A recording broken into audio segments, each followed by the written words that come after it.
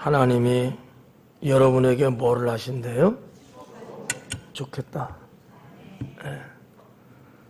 뭐 주셔도 안 주셔도 하신다니까 그 자체로 좋죠. 예. 그래서 말인데요, 잘 살아야 돼요. 그죠? 잘 살아야 돼. 예. 오늘 너는 사랑스러운 자이여라 주제의 설교가 되겠습니다. 우리 서로 인사 나눌 때 성도님은 사랑스러운 자이십니다라고 인사합니다. 사랑스러운 자이십니다. 할렐루야. 네. 사랑스럽다는 말은 참 좋은 말이다. 개인적으로는 그렇게 생각해요. 내가 너 사랑한다라는 말보다도 사랑스럽다라는 말이 좀 더 감미롭고 좀 더 정서적으로 친근하고, 아무튼 좋아요. 아무튼 좋아. 그래서 하는 말인데, 사랑스럽다라고 그렇게 볼 수 있는 사람 되면 좋지 않을까.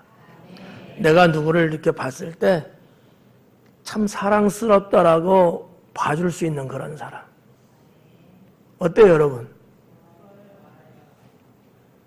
그 정도밖에 안 돼요. 맨날 사랑만 받으실래요? 내가 누군가를 사랑스럽게 볼 수 있는 사람. 좋잖아요? 네. 여러분 혹시 짝사랑 해보셨어요? 했을 리가 없을 것 같아. 관상학적으로 보면. 짝사랑 해보신 분들은 어때요? 그때의 소감. 다 잊었죠? 생각도 안 나죠? 근데 짝사랑은 아주 병적인 게 조금 있긴 한데 그래도 좋은 것 같더라고요. 사람의 인생을 활기차게 만들어주고, 삶의 어떠한 이유, 보람 등등으로 갖게끔 만드는 게 또 짝사랑이 갖고 있는 매력이 아닐까. 대부분 이제 짝사랑 이야기하면 소실적에, 특히 초등학교 어릴 때 누구 짝사랑 많이 해요? 해봤구만. 선생님 사랑하잖아요. 어떤 분인지 몰라도 짝사랑을 하는 게 뭔가 그 사람의 눈에는 다 사랑스럽게 보이는 거야. 다 좋게만 보이는 거야. 근데 문제는 짝사랑이라. 나만 그러는 거지 상대방은 거들떠보지도 않는데요. 근데 왜 짝사랑을 해요? 사랑스럽게 보여서 하는 거야. 빵 하나 사준 적도 없고 아무것도 없어요. 나 너 좋아해 이런 말 한 적도 없는데 왠지 모르게 그냥 하는 것마다 다 사랑스럽게 보여. 사랑스럽게 보이는 거야. 그래서 짝사랑을 한대요. 여러분, 사랑스럽게 보는 사람도 돼야 되지만 사랑스럽게 보이는 사람도 되는 게 좋습니다. 여러분은 이 두 가지 중에 어느 쪽이 좀 더 많은 것 같아요? 내가 사랑스럽게 보는 쪽입니까? 누군가에 의해서 내가 사랑스럽게 보이는 사람입니까? 아침부터 너무 어려운. 근데 둘 비슷비슷한데 우리 하나님께서는 사랑스럽게 보는 쪽인 것 같고요. 우리는 사실 볼품 없거든. 근데 사랑스럽게 봐주시는 거거든요. 근데 이제 사람인 내가 보는 관점에서는 사랑스럽게 봐주면 참 좋겠다라는 생각들을 해요. 여기에 대한 설교는 다음에 할 겁니다. 무턱대고 나를 사랑스럽게 봐주겠느냐라는 거거든요. 그럴 리는 천부당 만부당한 얘기거든요. 뭔가 그래도 있으니까 나를 사랑스럽게 봐줄 것 아닐까? 이런 맥락에서 그건 나중에 이제 말씀을 드리고요. 오늘은 어떤 의미에서 하나님이 나를 사랑스럽게 봐주는 그런 어떤 대주제를 갖고 말씀을 전하려고 합니다. 사람은 누구나 사랑받고 싶어 하죠. 미움받고 싶은 사람은 아무도 없겠죠. 내 행위가 어떻든 간에 내가 잘났든 못났든 간에 사람들은 누구나 다 사랑받고 싶어 하더라고요. 혹시 여러분들 집에 반려견들 키우고 있는 분들 계시죠? 뭐 개든 고양이든 뱀이든 뱀은 없나요? 어때? 있어요 없어요? 개나 고양이나 대표적으로? 조사합니다.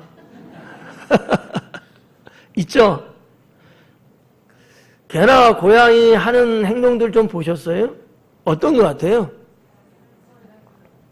사랑스러워요? 제 질문의 의도가 뭔지 파악을 못하고 계시는군요. 사랑받고 싶어갖고 와서 비비적거리고 재롱도 떨고 막 그러잖아요. 키우는 자격이 없다. 그 정도는 같이 사는 입주자 입장에서 그 정도는 한번 살펴봐요. 얘가 왜 이러지? 사랑받고 싶어서 그러는 거다. 주인한테 사랑받고 싶어서. 이게 짐승도 그런데 사람은 오직 하겠어요? 식물들은 어떨 것 같아요? 생각해 본 적 없겠죠? 식물들도 그래요. 사랑받고 싶어 해서 표현을 합니다. 식물도요. 그래서 나를 사랑하는 사람이 오면요, 식물들이 되게 기뻐한다는 거죠. 방긋방긋 웃고요. 더 많은 산소를 내뿜어주고요. 이 때깔, 빛깔이요, 상당히 아름답게 비춰주는 거죠. 괜찮아요. 그런 건 몰라도. 실망할 건 없어요. 식물학적으로 보면 그렇다는 거죠. 식물학적으로 보면 식물도 생명은 있는 거기에 이렇게 뭔가 사랑받고 싶어하는 이런 게 있다는 얘기죠. 많은 사람들은 자신의 부족함이나 실패 때문에 나는 사랑받을 자격이 없다라고 생각한다고 해요. 나는 사랑받을 자격이 없어. 이런 생각들 한다는 거예요. 왜? 실패한 사람, 가진 것이 없는 사람, 못난 사람, 이런 여러 가지 생각이 들어서 자기 자신은 나는 사랑받을 자격 없지. 누가 나 같은 사람을 사랑하겠어? 그냥 살아야지 뭐. 이렇게 어떻게 보면 좀 자포자기 같은 인생을 산다고 그럽니다. 그런데 여러분, 하나님은 우리의 공로나 조건이 아니라 하나님의 그 사랑 때문에 여러분을 사랑하십니다. 내가 실패를 했어도, 내가 가진 것은 없어도, 내가 이뻐 보이지는 않을지라도 하나님은 여전히 우리를 뭐 하신다? 사랑하신다는 거예요. 이유가 뭐라고요? 하여튼 그래요. 하나님이 원래 가지고 있는 하나님의 그 사랑을 갖고 어떠한 조건 때문이 아니라 하나님은 사랑이시라. 그 하나님의 그 사랑 갖고 우리를 사랑하신다라는 얘기입니다. 오늘 하나님께서 우리에게 들려주시는 말씀은 분명합니다. 뭘까요? 너는 사랑스러운 자이여라. 너는 사랑스러운 자이여라. 이 말씀을 통해 하나님의 사랑을 다시 확인하는 시간이 될 수 있기를 축원합니다. 자, 그러면 너는 사랑스러운 자이여라 이 제목 하에 첫 번째, 하나님은 우리를 사랑스러운 존재로 바라보십니다. 하나님은 여러분을 사랑스러운 존재로 바라보신다는 거예요. 사랑스러운 존재로. 저는 이 한 가지만 갖고도 참 인생 살만하다. 너무 행복하다, 너무 좋다, 이런 생각이 들 것 같습니다. 아가서에 보니까 신랑은 신부를 뭐라고 말해요? 나의 사랑 어여쁜 자여, 나의 사랑 어여쁜 자여. 솔로몬은 술람미 여인에게 그렇게 고백합니다. 우리가 아가서 강의하고 왔잖아요. 술람미 여인은 우리가 이렇게 봤을 때 그렇게 그만큼 사랑받을 만한 사람이었을까요? 그런 여인이었을까요? 제가 볼 땐 여러분보다도 못할 것 같은데, 여러분이 훨씬 사랑스러운데. 제가 너무 과도하게 거짓말했죠?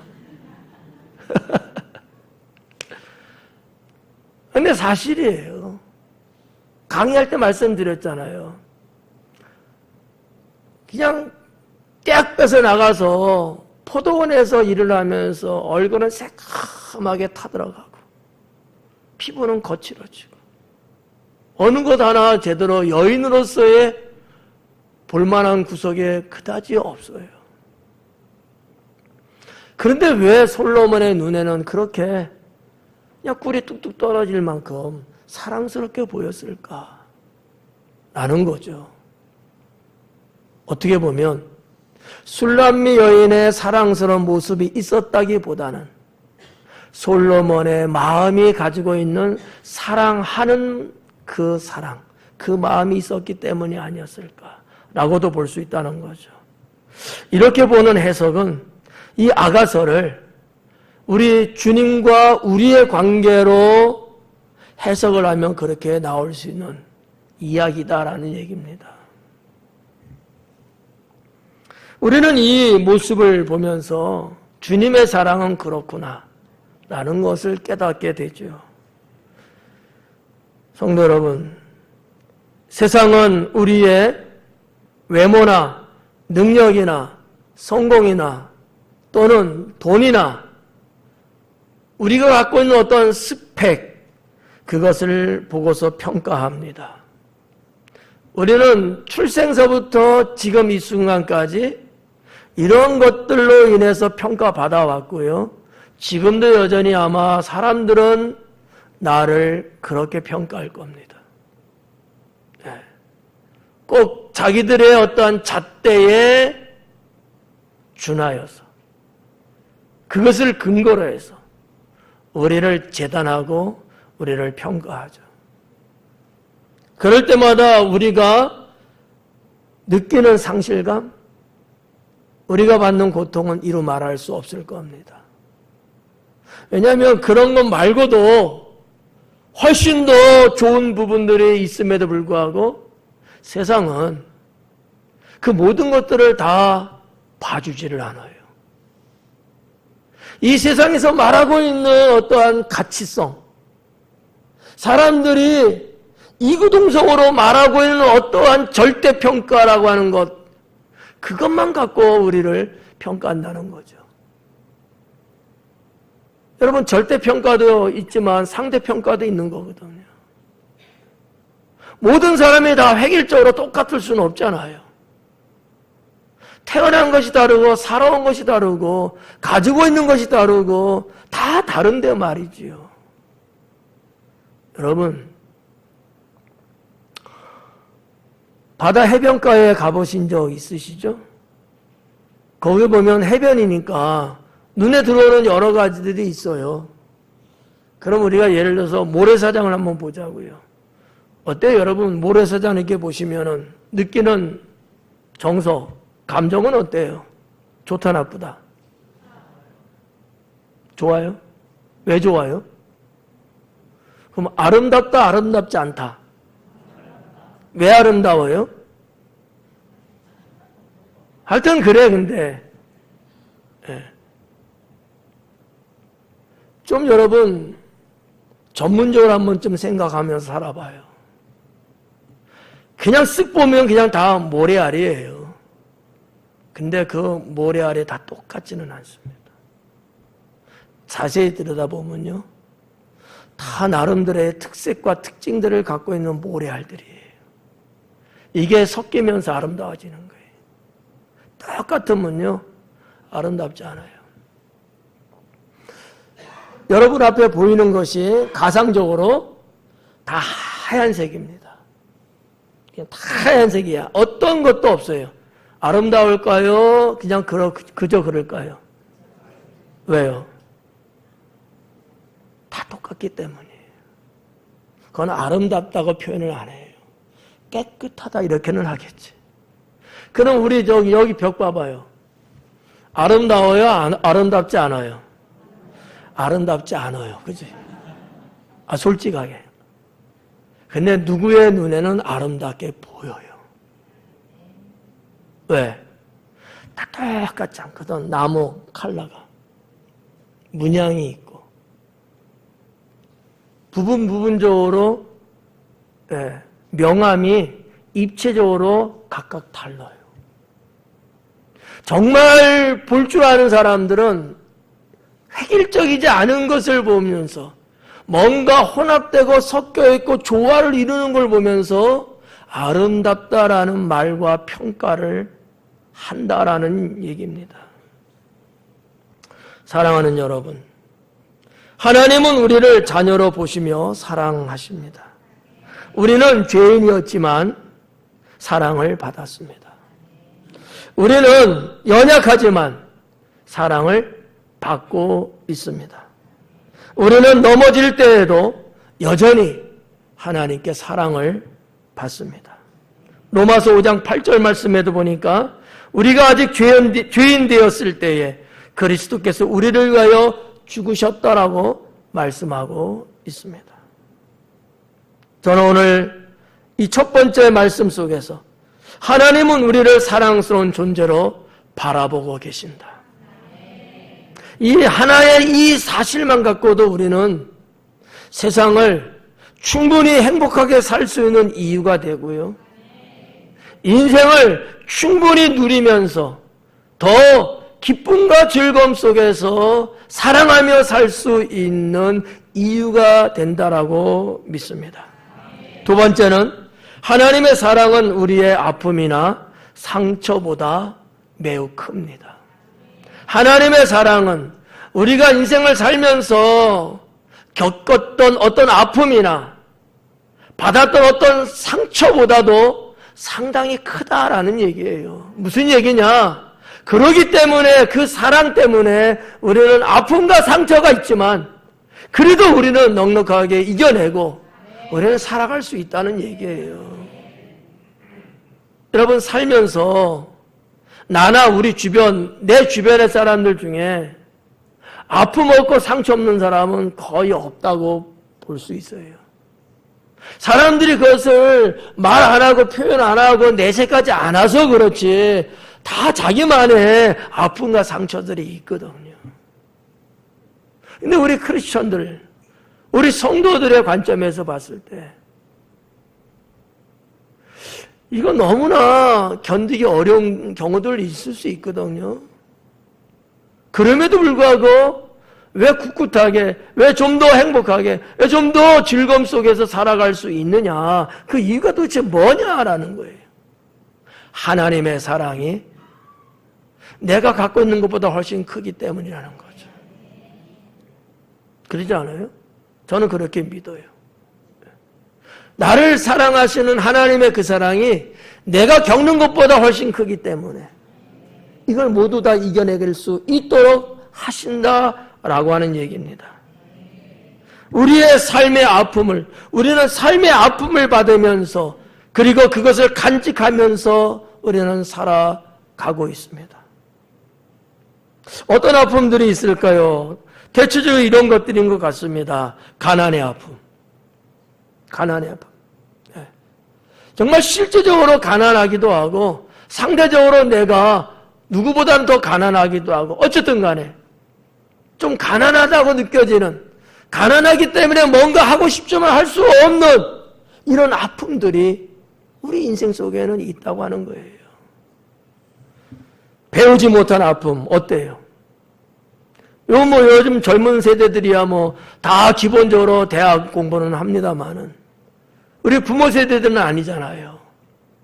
하고는 싶었지만은 가정 형편이 어려워서 때로는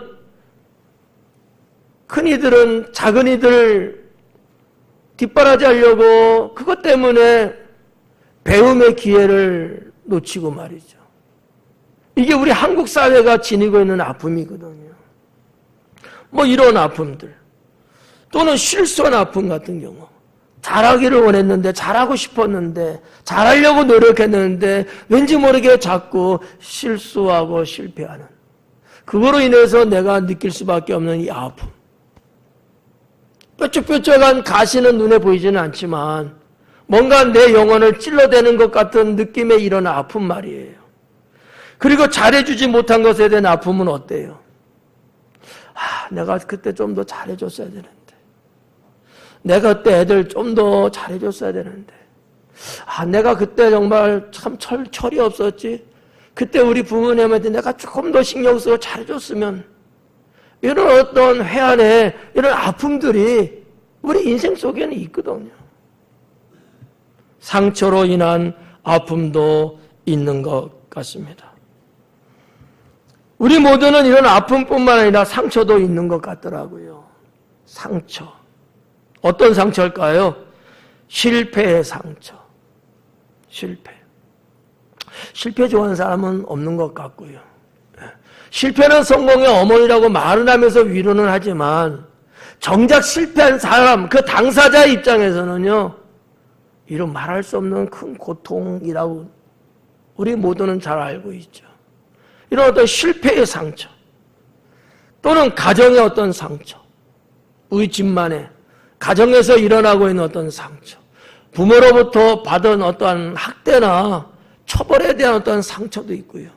자식들한테 따돌림 당하고 자식들이 무시하는 이런 것들 때문에 얻는 부모들의 어떤 상처, 이런 어떤 외부에서 어떤 상처가 아니라 내 집안 안에서부터 받게 된 어떤 이런 상처들,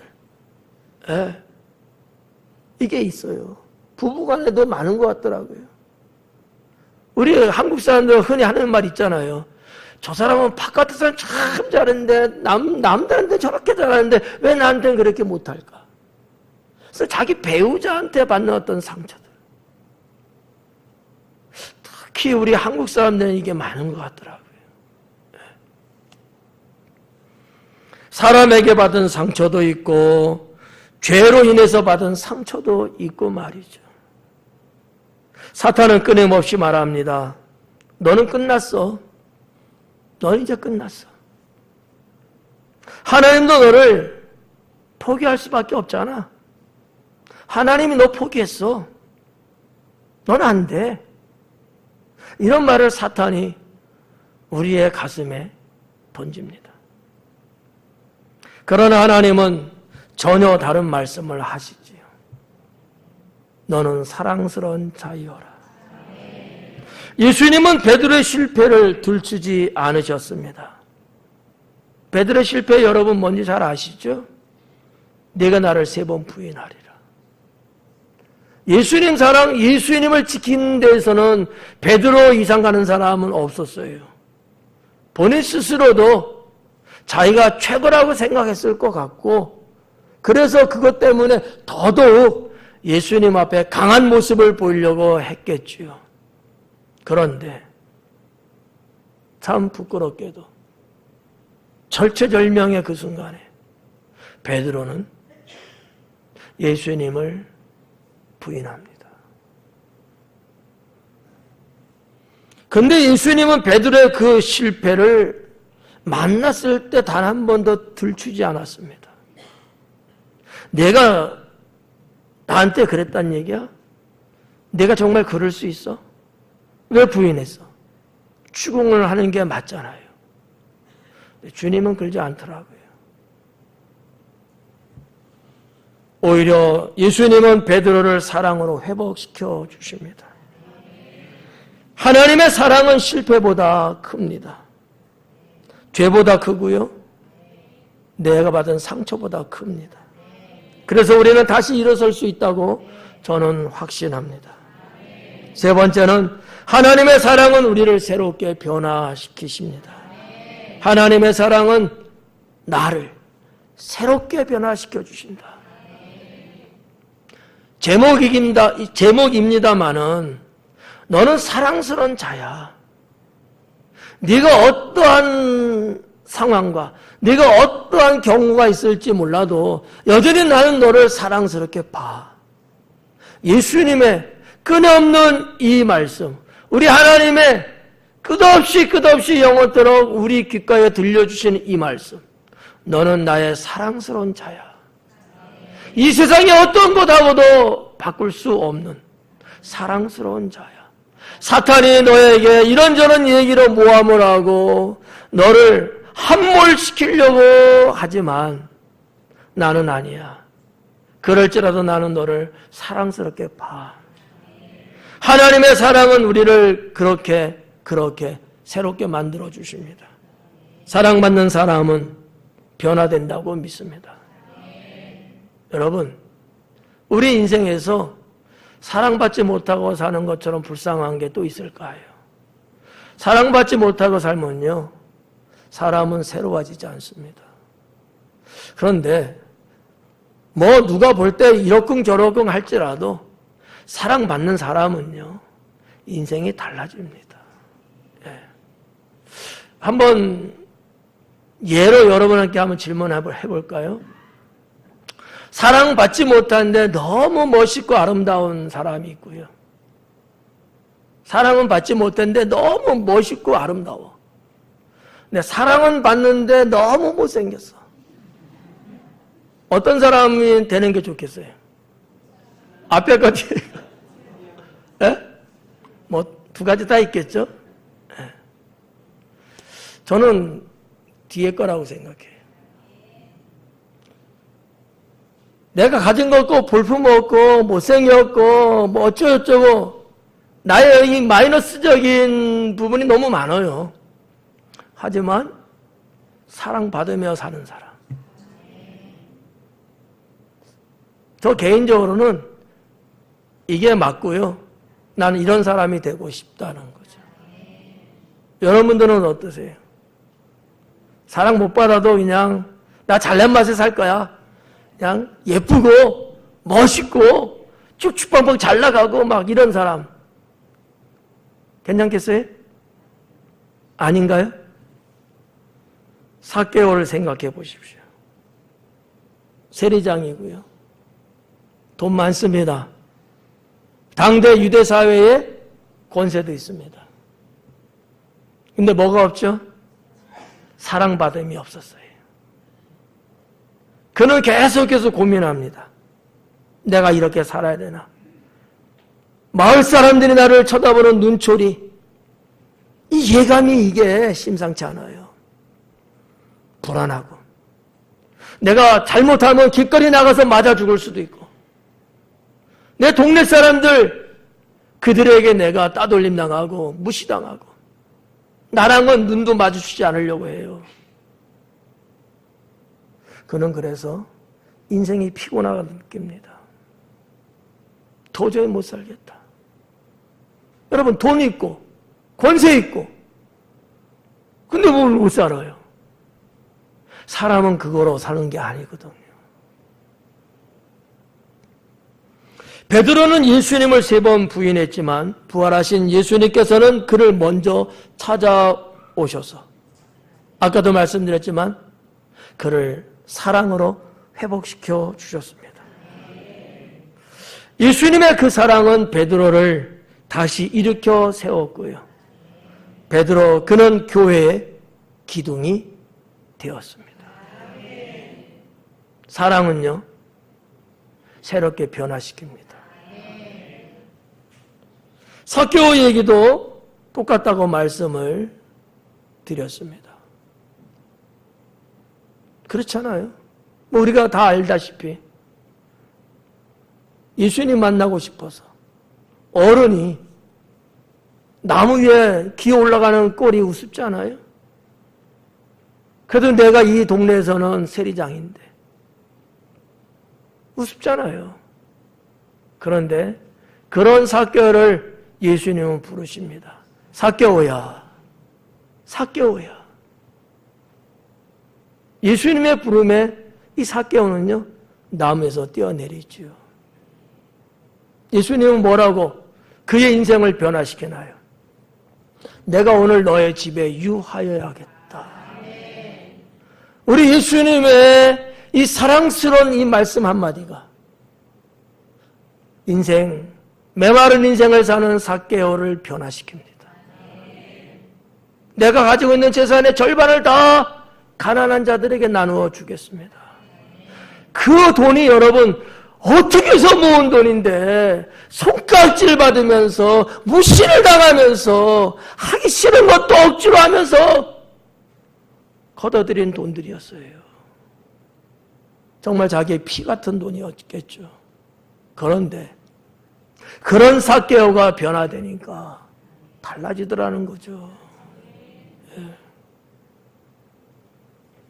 하나님은 오늘도 실패한 우리를 정죄하기보다는 사랑으로 일으켜 주십니다.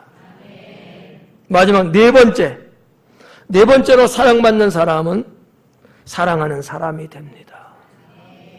사랑받는 사람이 사랑하는 사람 되는 거예요. 사랑받지 못하는 사람은요, 사랑할 줄은 몰라요. 이게 어떻게 보면 아이러니하지만 이게 논리입니다. 사랑하는 사람들 보면요, 거의 대체적으로 사랑받으면서 살아온 사람들이에요. 어떻게 보면 자기가 빚진 거를 갚는 거죠. 갚으라고 누가 독촉하지는 않습니다. 근데 사랑을 받아봤기 때문에, 이게 뭔지를 알기 때문에 이거를 다시 나눠주는 거예요. 내 안에 있는 내가 받은 그 사랑, 하나님이 나에게 주신 그 사랑을 내가 누군가에게는 물을 흘리듯이 흘려보내는 겁니다. 사랑받은 사람 주변에는요, 사랑의 호수가 잔잔하게 있어요. 근데 사랑받지 못한 사람은요, 메마른 광야입니다. 땅바닥이 쩍쩍 갈라지고요, 생명체가 죽어가는 그런 환경 속에서 삽니다. 하나님의 사랑을 경험한 사람은 다른 사람을 사랑하게 만든다라는 말씀입니다. 여러분은 어떠세요? 여러분은 하나님의 사랑을 받고 있다고 생각하지 않습니까? 그렇다면 여러분 주변에 있는 사람도 그 사랑을 여전히 여러분에게 받아서 그들도 사랑하는 사람이 되는 것이 맞다고 믿습니다. 우리는 우리의 가정에서, 그리고 우리 교회 안에서, 그리고 직장이나 학교에서 사랑받는 사람이, 사랑을 나누는 사람으로, 사랑을 받았던 내가 사랑을 주는 사람으로서 우리는 각자 처해 있는 위치와 삶의 현장에서 그런 어떠한 전도사로서 살아야 되지 않겠는가라는 거죠. 성도 여러분, 내가 하나님께 사랑을 받은 사람이에요. 이 사람은요, 가만히 있을 수가 없어요. 견딜 수가 없어요. 누군가는 또 사랑하고 싶은 거예요. 그런 마음이요, 막 솟구쳐 오릅니다. 보면 알아요. 그래서 그 사람이 그 사람을, 그 사람이 그 사람을 계속해서 사랑의 범위가 넓어지고 사랑의 사람이 많아지고 말이죠. 사랑받는 사람은 사랑하는 사람이 된다는 사실을 잊지 않기를 바랍니다. 시설보다 우리 교회의 어떤 시설보다 사랑이 커야 되고, 우리 교회의 어떤 프로그램보다 성도를 사랑하는 그 사랑이 커야 되고, 아무개 어떤 누구의 어떤 능력보다 사랑이 커야 된다고 믿습니다. 세상에 그 어떠한 것도 사랑보다 클 수는 없습니다. 하나님이 말씀하시는 것을 보면 하나님은 사랑이 가장 크다고 말씀하십니다.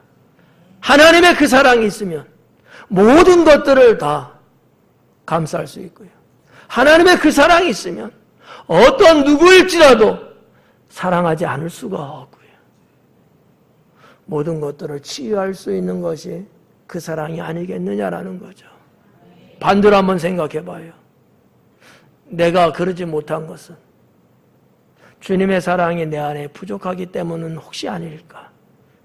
내가 사랑하지 못하고 살아간다면 하나님의 그 사랑이 내 안에 부족하기 때문은 혹시 아닐까?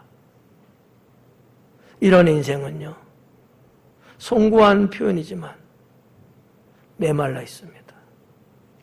말 한마디 하는 게요, 너무 충격적이고요.